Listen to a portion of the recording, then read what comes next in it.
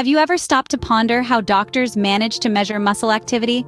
If so, then you're in the right place. Today, we're going to unravel the mystery behind a fascinating diagnostic technique known as electromyography, or EMG for short. Electromyography is a powerful tool in the medical field, used to detect and record the electrical signals produced by our skeletal muscles. Yes, you heard correctly. Our muscles generate electricity. This occurs during the contraction and relaxation phases of our muscles, and electromyography is the process that captures this activity. So, how does it work?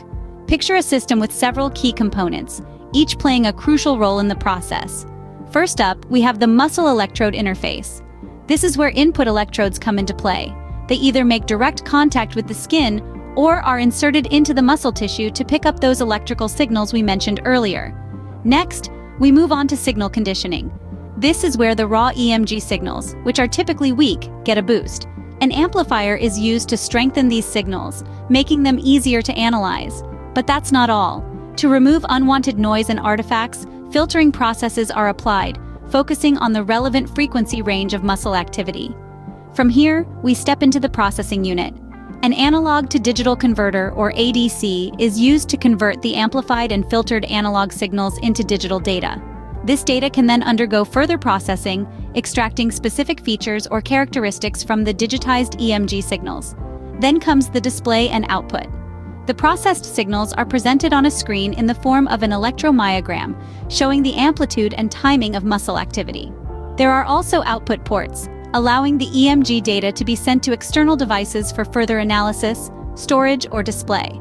The user interface, which includes controls for adjusting settings such as gain, filter parameters, and other system variables, and output controls for exporting or storing the recorded EMG data, is also an essential part of the system.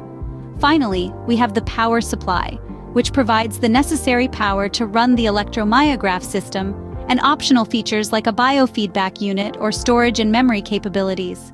So there you have it, the process of electromyography, simplified. It's a remarkable method that allows us to measure muscle activity, diagnose various muscle disorders, and even control prosthetic devices. Understanding electromyography and its components not only demystifies this technique, but also opens up a world of potential applications in the medical field and beyond. To sum it up, electromyography is a diagnostic technique that measures the electrical activity produced by skeletal muscles using electrodes. This signal is amplified, filtered, and converted into digital data for processing. The resulting electromyogram shows the amplitude and timing of muscle activity, which can be used for diagnosis, analysis, and even to control prosthetic devices.